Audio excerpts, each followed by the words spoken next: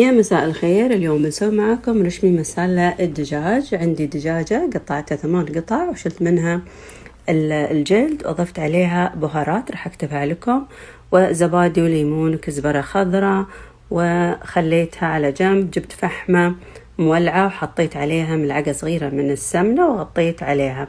عندي مقلاة حطيت فيه زيت وبصل شرايح وذبلت البصل، أضفت عليه فلفل دراز و12 حبة من الكاجو وفليفلة خضراء وحطيتهم بالخلاط على ربع كوب ماي وطحنتهم. صار عندي معجون الكاجو جاهز.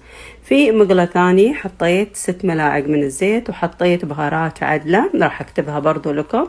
قلبتها شوية لين طلعت ريحتهم.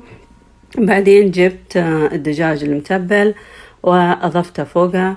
بعدين أضفت عليه معجون الكاجو والبهارات وبرضو راح أكتبها لكم. قلبتهم مع بعض وأضفت آخر شيء شنو اللي هو قشطة أو قيمر 4 ملاعق أو علبة الصغيرة، وممكن تستبدلونها بكريمة الطبخ، كوب كذا كريمة طبخ.